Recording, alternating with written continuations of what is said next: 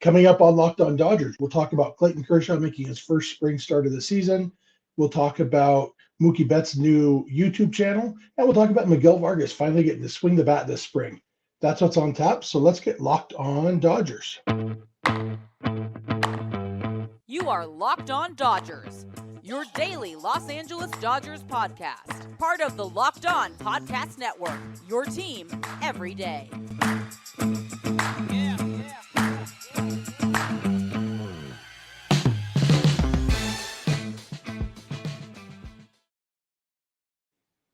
Hey, Dodger fans, this is Locked On Dodgers, part of the Locked On Podcast Network, your team every day.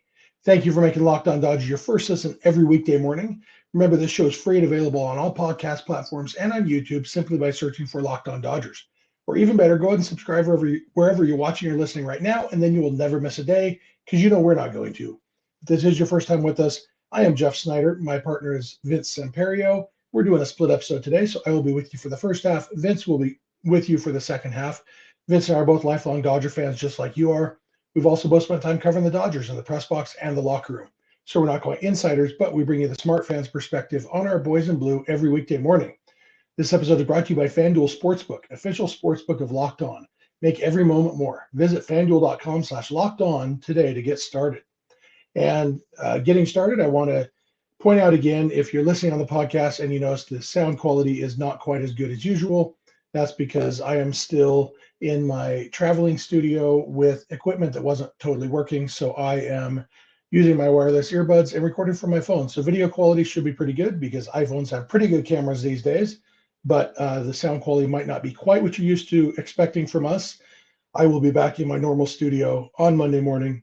So hopefully you'll enjoy this episode anyway. And the content should be really good, even if the sound quality is only pretty good. It was announced on Thursday that Clayton Kershaw will be making his first start of the spring today, Friday. And Dave Roberts said he's expected to go 4 innings. Great news, of course, getting Kershaw out on the mound. He's thrown on the backfields. We knew that he came into spring, and maybe you don't know this. Maybe I'll give a little background. Kershaw came into spring a little bit ahead of schedule because he was expecting to pitch in the World Baseball Classic. And then ultimately, because of insurance policy reasons, Kershaw was not allowed to pitch in the WBC, and so they actually slowed him down a little bit on his progression because they realized he didn't need to be ready to go 5 or 6 innings on March 12th. He just needed to be ready to go 6-ish innings by March 30th. And so they slowed him down a little bit, and he went 3 innings in his backfield session a few days ago, and now the plan is for him to go 4 innings on Friday in the Major League Spring Training game against the Angels, which that's March 10th. And one of the great things, Dave Roberts said a week or two ago that Kershaw was going to be on his regular 5-day schedule from that point going forward. One of the great things about round numbers like 5 and 10 and 30 is that you don't have to be a math genius to figure out that if he's pitching on March 10th and he's going every 5 days, that puts him in line to be ready to start on opening day on March 30th. Question is, will he? And chances are, I'm starting to think, going into spring, I thought maybe they'd go with Julio. Really it would be Julio or Kershaw. And I'm starting to think that this lines up for Kershaw to pitch opening day between Julio being off at the World Baseball Classic and therefore not with his team, not, preparing the way that, they don't have much control over what he's doing right now. Not that they expect him to not be preparing well or something, but just his priorities are on Team Mexico right now.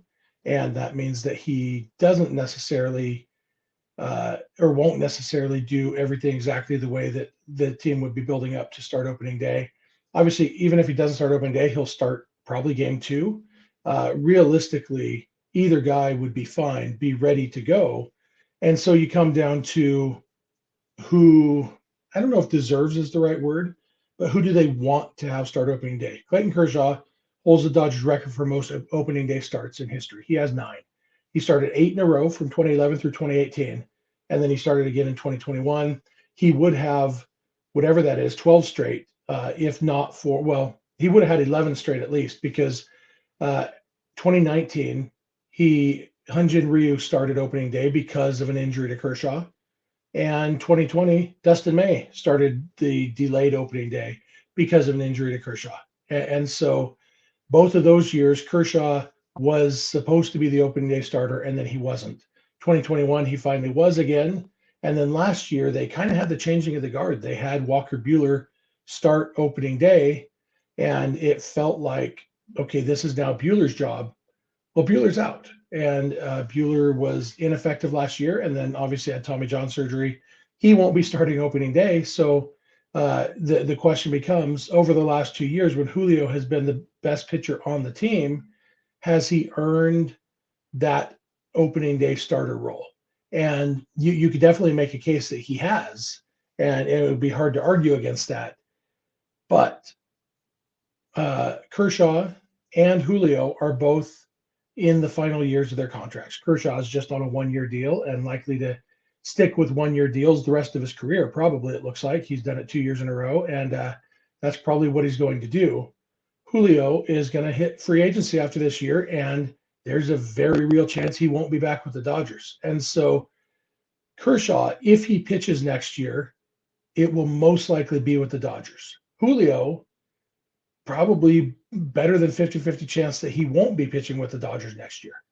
And so it doesn't seem like they would want to turn over the opening day starter reins to Julio, knowing that he might be gone next year. Now, if he resigns with them in the offseason, and then, obviously if he resigns and Kershaw doesn't, then Julio is, unless he has a bad year this year, he's the obvious pick to start opening day next year. If both guys re-signed with the Dodgers, I think maybe then you do see the changing of the guard. If the Dodgers go into next year knowing Julio is going to be with us for the next 6 years, whatever it is that they sign him to, well, then you can say, okay, Julio, opening day is your role now. But for now, it seems like it's still Kershaw's to lose, and he had lost it or abdicated it to Buehler. Although even that, I think Buehler probably would have started opening day last year, but Kershaw wasn't ready for opening day. And so maybe they only named Buehler the starter because they knew Kershaw wasn't going to be ready.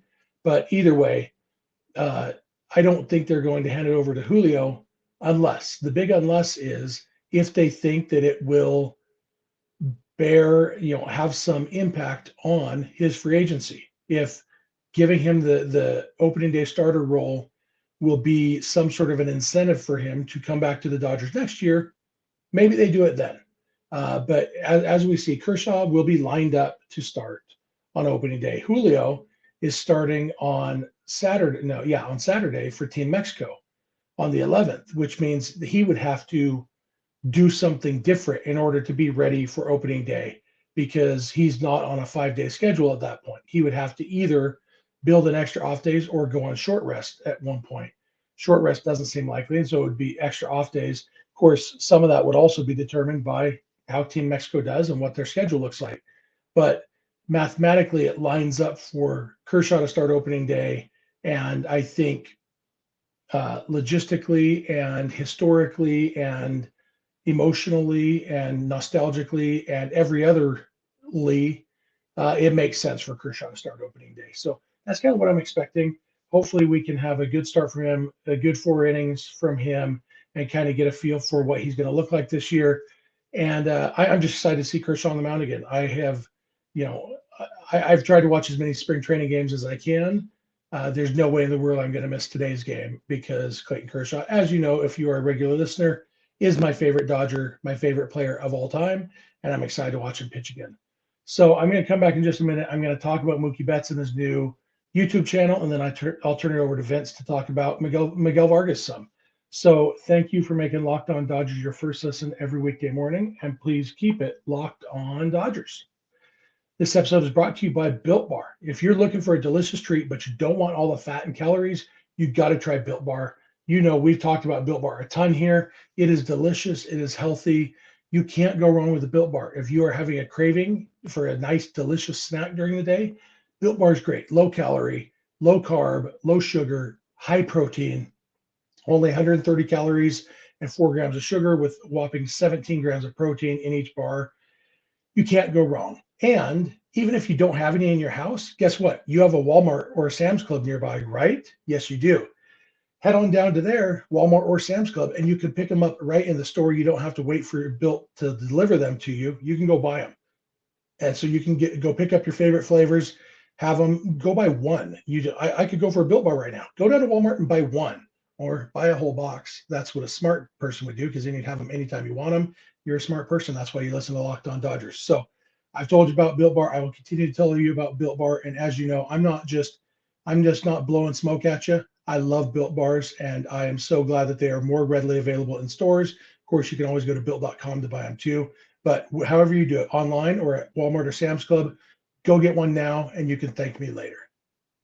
All right, I am back. I want to thank you again for making Locked On Dodgers your first listen every weekday morning. If you are watching on YouTube, we'd love to hear your comments in the YouTube comments section. If you're listening on the podcast, we'd love to hear from you on social media or email or whatever. Vince will give you all the contact info at the end of the episode. But I just want to talk a little bit about Mookie Betts' YouTube channel. As you probably heard, Mookie launched his YouTube channel. It's been about a week and a half now ago. And the first video showed kind of the behind the scenes of his hitting session at Dodger Stadium with JD Martinez and Miguel Vargas. A lot of really cool stuff in there. I really enjoyed it. For me, my two sons are baseball crazy. They both used to watch Trevor Bauer's channel. And Mookie's has some similarities, but also a lot of differences. And one of the big things, the production quality is obviously, I could say it's better, and that would be true, but I don't necessarily mean it as a value judgment. I don't think Trevor Bauer was going for the production quality that Mookie is.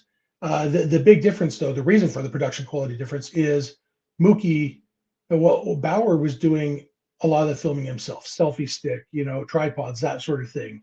It was the Trevor Bauer story on YouTube.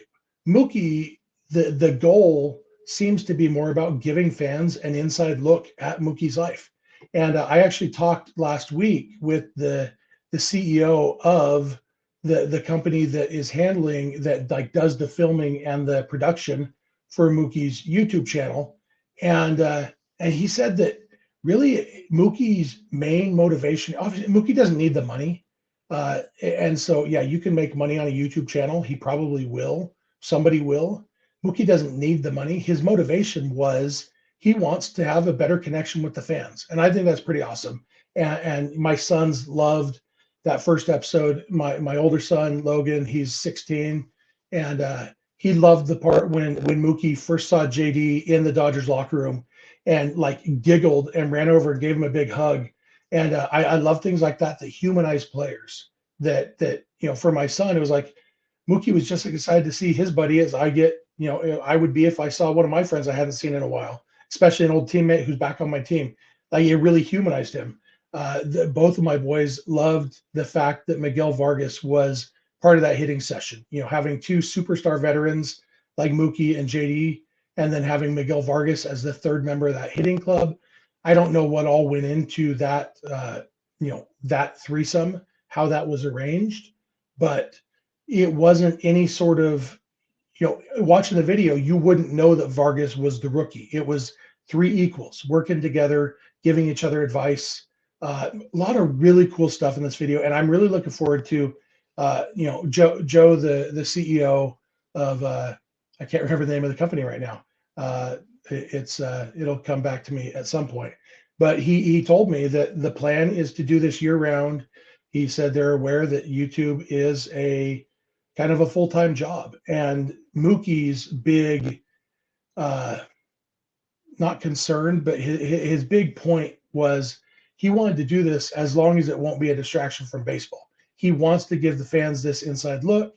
And what he likes about working with this company is that he doesn't have to do the work. And so he can focus on being the best baseball player he can be. He's just giving a little more access to that. And so, they're still kind of unsure how much that access will be. We don't know, I don't have any idea, and they don't really either, how much Mookie's family might be involved, if any. Mookie's wife is pregnant with their second and final kid, as he put it. Don't know if that will be part of this channel or if they'll be focusing on Mookie's professional life. All that kind of remains to be seen and to be determined. But for a first episode, I loved it. It's about 8 minutes long.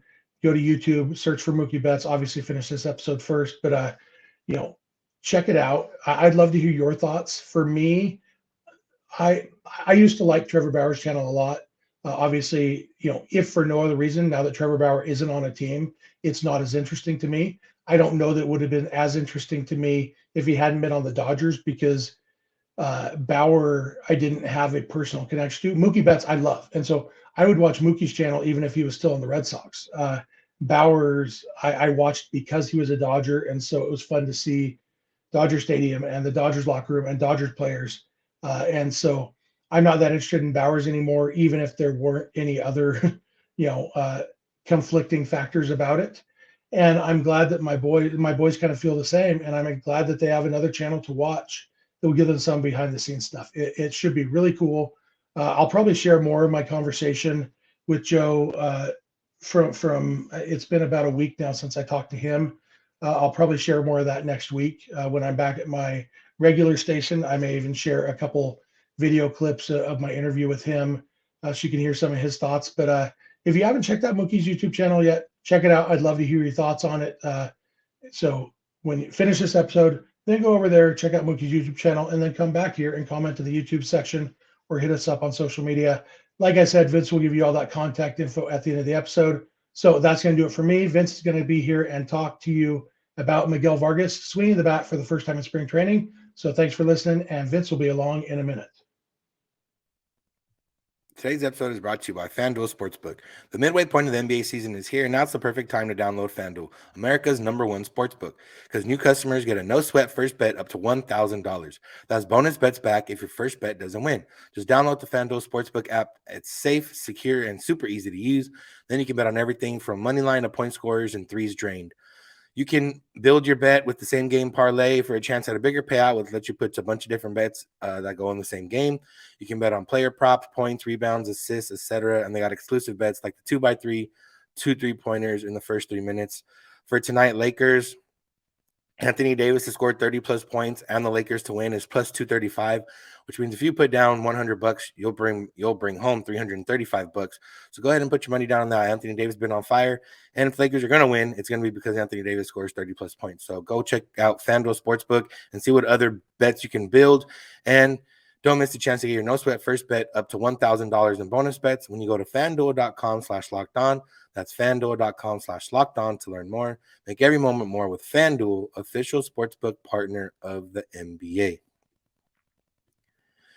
Yo, Dodger fans. Vince here to close out the episode. And as Jeff mentioned, I'm here to talk a little bit about Miguel Vargas. Now, we've talked a lot about Miguel Vargas so far this offseason, from the fact of, where will Miguel Vargas play to can Miguel Vargas play second base to Miguel Vargas has been mentored or already worked with Miguel Rojas. Was driving multiple hours a day to go work out with JD Martinez. And we got another mentor for Vargas coming out of camp so far, and that's Mookie Betts. It says last year that Vargas caught Betts' attention when he was working from going infield to outfield when he was trying to learn outfield to play for the Dodgers. Mookie said he just seemed like a good kid. He wants to be good. I can relate to that. He's just a good kid. It wasn't on purpose or anything. I was just trying to make him feel comfortable. It says since last season, Betts and Vargas have grown closer, that they went to Driveline together this offseason. They worked out in LA a few times this offseason. And Miguel Vargas even switched his agency over to the same agency that represents Mookie. So, yeah, I mean, that's obviously good for him. Vargas spoke about the relationship as well. He said, it's been incredible for me to have him. Since the first day I got here, he just kind of took me under his wing. Not only that he's helped me, but just the way he's gone out of his way to do that for me. I'm just honored and proud to be able to call him a teammate and friend. So, regardless of everything else on field, Miguel Vargas is exciting just for the simple fact that he is, one, seeking this guidance and attention from, people that are older than him that have had success in this league. That, two, they gravitate towards him and they like him and they want to help him. And, three, that this could all combine to really help out. I mean, last year, Miguel Vargas was someone that we didn't know where he was going to be able to play defensively or if he was going to be able to play infield, in the major leagues. He played a little bit in outfield, and, you figured he could become a passable outfielder out there. And then just from what we saw in the majors, the hit tool was more a question of, okay, if he gets more at bats, will he be able to do this rather than he can't hit because he struggled a little bit last year. And now we see that he's working on the second base. He's worked at second base. I'll get into some comments Dave Roberts said about him over there right in a little bit. And well, in the spring, we hadn't yet seen him swing the bat yet. But he finally got cleared to swing the bat after that hairline fracture in his pinky. And what did he do? He nearly hit the ball over the wall in his first at bat. He hit a ground rule double and had a nice little swing follow through to it. He had a good at bat, fouled off a few pitches, and then doubled with 2 strikes over the day. He didn't. That ended up being his only hit of his 3 at bats, but that's a 300 batting average in the big leagues if you can do that every day. So it's hard not to get excited about Miguel Vargas, just for something of everything we're hearing. We're hearing that he's positive, positive attitude. We're hearing that, or we're seeing that he's working hard, and we're seeing that he's reaching out to veterans and getting help, and him being the one reaching out. Last year with Mookie, they were on the same team in the same area. So naturally, they were going to be able to talk to each other, and naturally, that could have come to fruition even if Vargas hadn't tried. But with Rojas, when we heard him talk at FanFest, and he said that, Miguel Vargas is the one that hit me up and wanted to work on defense. And when we just, heard about JD Martinez the other day, and JD Martinez was like, yeah, Miggy's the one that hit me up and was the one driving multiple hours to come work out with me. So it's exciting. He seems to get it. And, not every player does that. And not every player needs to do that. It's not a matter of like, oh, well, this player didn't reach out to the veterans and now, we don't believe in him. It's not like, everybody's different, but for someone to kind of realize, okay, this is the opportunity that's in front of me, I need to go and grab it. And for the Dodgers to put that trust in him. And maybe this is why the Dodgers put that trust in him. Obviously they didn't know about the Mickey and the JD stuff. He was kind of penciled in to be a big contributor this year before that even happened. But just for the simple fact that they knew he was working out all offseason at second base, and they knew he was, at Dodger Stadium trying to get this stuff out. So it's fun. It's fun to think about how he's going to progress and how he'll do. And obviously, he's going to be a rookie, and he's going to be getting a lot of at-bats, and they're not always going to go the right way. And, he might struggle at least at some point, but knowing that he has all these guys in his corner is just, a benefit to him. And then when speaking on his defense, Dave Roberts did have some comments about it. He said, quote, or not quote from Roberts, but it says, LA Times reported, Roberts thinks Vargas has the athletic tools to succeed at second base, and that he just needs to polish his fundamentals from playing lower to the dirt to drilling a more consistent arm motion with his throws to first base. Quote, there's been some really spectacular plays, and then there's been a couple of plays that I think he could have made. So I think at this point, that's what we could have expected, but our expectation is he's expecting to improve each day. And yeah, I mean, it makes sense. Vargas's defense was already questionable at third base anyway. So, some of those fundamentals could be a matter of a new position. Some of those fundamentals could just be, him learning the infield still. You can get away with a lot more when you're coming up in the minors, or when you're coming up as a kid, or, when you're playing growing up. You can get away with not always having the proper fundamentals if you can make up for it with your athleticism and your arm. And for the most part, Miguel Vargas was probably always the best player on his team, at least until he got to the minors, and even then he's still been pretty good. So for him, if he can just make all the routine plays, that's already a win. If he can make all the routine plays with a couple spectacular plays like Roberts mentioned, and that we've kind of seen this spring, then that's icing on the cake. And that's really all you can ask for from Miguel Vargas. So, yeah, everything about him just points positively. I'm excited to see what he can do this year, and I'm excited to see him keep swinging the bat and keep playing second base. And, we're all Team Vargas over here. So that's going to do it for today's episode. Thank you all for listening. Thank you for making Locked On Dodgers your first listen of the day every day. Check out Locked On Fantasy Baseball for your second listen. Win your league by listening to Matt and Dom every day as they bring you the best fantasy draft strategies. Find Locked On Fantasy Baseball wherever you get podcasts and on YouTube. Part of the Locked On Podcast Network, your team every day. You can also find us where you find podcasts and on YouTube simply by searching for Locked On Dodgers. You can find Jeff on Twitter at Snider. I'm at Vince Samperio. The DMs are open on all those accounts if you need to get a hold of us. You can also get a hold of us via email, lockedondodgers@gmail.com, or via voicemail text at 323-863-5625. We're here every weekday morning, and we hope you'll be with us when you get in your car or if you're at home. Tell your smart device, play podcast, Locked On Dodgers. And remember, you don't have to agree. You just have to listen. Have a good one.